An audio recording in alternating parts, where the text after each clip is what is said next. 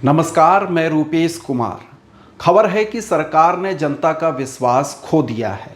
क्या ये मुनासिब नहीं कि सरकार इस जनता को भंग कर दे और अपने लिए कोई दूसरी जनता चुन ले।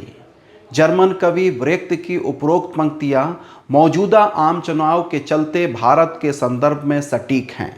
सरकार लगातार आम जनता का विश्वास खो रही है। शायद यही कारण है कि इस बार संसदीय चुनाव में जनता की हिस्सेदारी घट रही है। मतदान प्रतिशत भी पिछले चुनाव की तुलना में कम दर्ज किया जा रहा है। इतना ही नहीं, जनता अब खुले तौर पर चुनाव का बहिष्कार करने लगी है।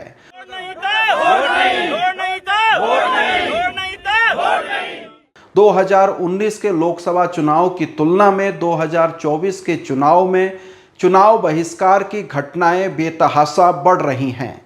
क्या वास्तव में भारत की जनता तंत्र से उकता चुकी है? क्या सरकार वास्तव में जनता को दरकिनार कर रही है? नेताओं, मंत्री, संतरी, सांसदों, विधायकों से जनता वास्तव में इतनी त्रस्त हो गई है कि उसे चुनाव बहिष्कार पर उतरना पड़ रहा है। क्या जनता और सरकार दोनों का एक दूसरे से मोह भंग हो रहा है? सवाल यह भी महत्वपूर्ण है कि जनता चुनाव में बढ़ चढ़कर हिस्सेदारी नहीं करेगी तो लोकतंत्र कैसे मजबूत होगा और आम चुनाव किसके लिए होंगे? उत्तराखंड की 5 लोकसभा सीटों पर आम चुनाव 2024 के प्रथम चरण में 19 अप्रैल को मतदान संपन्न हुआ।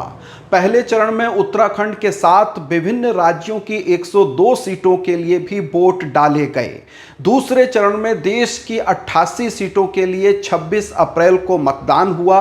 दोनों चरणों में मत प्रतिशत काफ़ी कम दर्ज किया गया।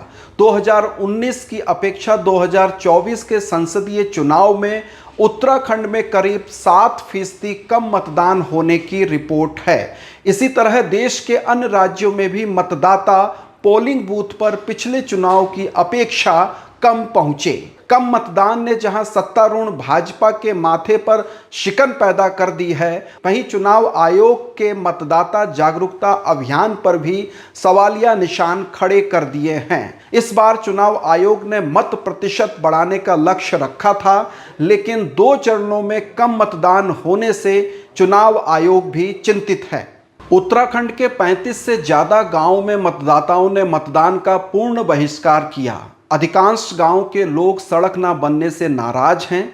ज्ञापन, धरना, प्रदर्शन, आंदोलन का असर ना होने के बाद लोगों ने मतदान का बहिष्कार करने का कदम उठाया। उत्तराखंड में 2019 के आम चुनाव में महज 9 गांवों में लोगों ने चुनाव का बहिष्कार किया था, जो कि 2024 में बढ़कर 35 गांवों से ज़्यादा हो गया। आखिर लोग इतनी बड़ी तादाद में चुनाव का बहिष्कार क्यों कर रहे हैं? उत्तराखंड के चकराता क्षेत्र के अंतर्गत जौनसार भाबर में 15 गांवों के लोगों ने मतदान का बहिष्कार किया। ग्रामीण 32 साल से दावापुल वेराव मोटर मार्ग के चौड़ीकरण, मरम्मत की मांग कर रहे हैं। सड़क निर्माण तो दूर, ग्रामीणों को आश्वासन भी नहीं मिला, लिहाजा ग्रामीणों ने मतदान करने से ही इनकार कर दिया। द्वार में 7 और विसलाड इलाके में 8 गांव के लोगों ने वोट नहीं डाले। इन गांवों में दादा से पोता तक सड़क निर्माण के लिए आंदोलन में शामिल हुए और 19 अप्रैल को मतदान केंद्रों पर कोई ग्रामीण नहीं गया। गांव में सांकेतिक तौर पर विरोध दर्ज कराया गया। मसूरी में क्वारा धनोल्टी मोटर मार्ग का शिलान्यास 2019 में हो गया था, लेकिन आज तक सड़क का निर्माण नहीं हो पाया। यहाँ 7 गांव के लोगों ने चुनाव का बहिष्कार किया। रुद्रप्रयाग के इसाला गांव के लोगों को भी अपनी सड़क का 8 साल से इंतजार है। आखिरकार थक हार कर ग्रामीणों ने चुनाव का पूर्ण बहिष्कार कर दिया। यमकेश्वर में लोग गंगा भोगपुर तल्ला मल्ला को राजाजी टाइगर रिजर्व के दायरे से बाहर हटाने की मांग लंबे समय से कर रहे हैं। इसको लेकर लोगों ने चुनाव का पूर्ण बहिष्कार किया। ऊधम सिंह नगर जनपद में कूलरभोज हरिपुरा जलाशय के पार कोपा बसंता के 7 गांव के लोगों ने सड़क ना बनने के कारण चुनाव का बहिष्कार किया। यहाँ बुक्सा जनजाति समाज के लोग निवास करते हैं। कुछ गांव पर्वतीय समाज के भी हैं। यहाँ लोग पिछले 5 दशक से सड़क न होने के कारण शहर से कटे हुए हैं। गदरपुर विधानसभा क्षेत्र के रायपुर अर्जुनपुर गांव के लोगों ने भी वोट नहीं डाले। गांव के महिला, पुरुष, बच्चे, बुजुर्ग वोटिंग वाले दिन गांव के बाहर सड़क की मांग करते हुए आंदोलन पर रहे और वोट डालने नहीं गए। हालांकि प्रशासन के समझाने पर गांव के 84 लोगों ने मत का प्रयोग जरूर किया। इस बूथ पर 1231 मतदाता हैं। नागालैंड में पीपुल्स एसोसिएशन ने अलग राज्य की मांग को लेकर चुनाव का बहिष्कार किया। 6 जिलों में किसी भी बूथ पर वोट नहीं डाले गए। उत्तर प्रदेश की बिजनौर लोकसभा सीट के अंतर्गत मुजफ्फरनगर के मीरापुर के गांव टनहेला में भी ग्रामीणों ने चुनाव का बहिष्कार किया। गांव के 11 लोग वोटिंग वाले दिन विरोध स्वरूप अनशन पर रहे। यहां भी ग्रामीण सड़क के लिए आंदोलनरत हैं। पीलीभीत के बक्सपुर में भी एक भी वोट नहीं डाला गया। मांग यहां भी सड़क की है। अलीगढ़ के लालगढ़ी गांव में बिजली की समस्या से परेशान लोगों ने चुनाव का बहिष्कार किया। मथुरा और बागपत के कई गांवों में भी लोग वोट डालने नहीं गए। बरेली के भोजीपुरा क्षेत्र में गांव बुझिया के लोगों ने भी सड़क के लिए चुनाव का बहिष्कार किया।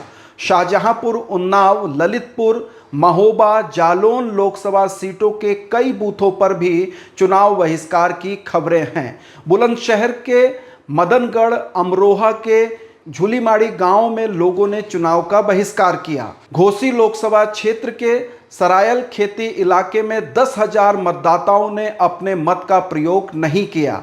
अमेठी लोकसभा क्षेत्र के गोरीगंज में सड़क के निर्माण के लिए ग्रामीणों ने चुनाव का बहिष्कार किया। यहां पर भाजपा की स्मृति ईरानी सांसद हैं। पहले राहुल गांधी सांसद हुआ करते थे। चुनाव बहिष्कार एक राजनीतिक हथियार है।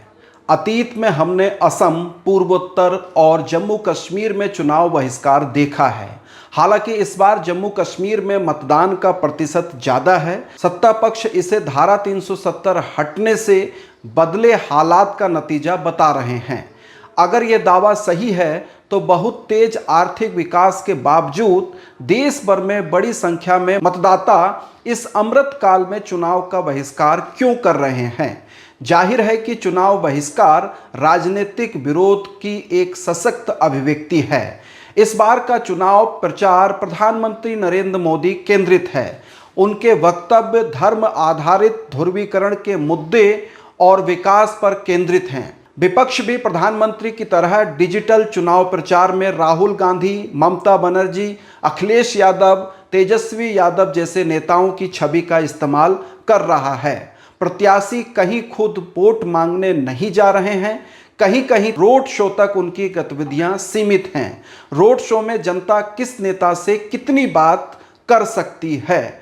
भाजपा के विधायक, सांसद से लेकर स्थानीय नेता तक मोदी जी के करिश्मे से चलते हैं और ये मानकर चलते हैं कि वोट तो उन्हें मोदी जी के नाम पर मिल ही जाएगा, चाहे वे कुछ करें या ना करें। नेता जाति धर्म के मुद्दों पर, भावनाओं के तूफान पर, मीडिया के धुआंधार प्रचार में चुनावी वैतरणी पार कर ही लेते हैं। ऐसे में सड़क निर्माण जैसे स्थानीय मुद्दों को लेकर मतदाताओं को चुनाव बहिष्कार के राजनीतिक हथियार का इस्तेमाल करना पड़ रहा है। क्या यह एक लोक गणराज्य के लोकतंत्र की परिपक्वता मानी जाए या उसकी विफलता? चुनाव बहिष्कार के बावजूद समस्या नहीं सुलझेगी तो जनता क्या करेगी?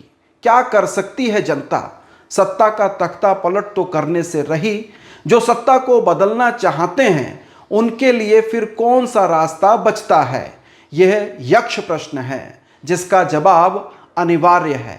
इस प्रश्न को टाल देंगे तो नतीजे लोकतंत्र की सेहत के लिए अच्छे नहीं होंगे। बने रहिए अनसुनी आवाज के साथ। अनसुनी आवाज को सब्सक्राइब कीजिए। बहुत शुक्रिया, धन्यवाद, नमस्कार।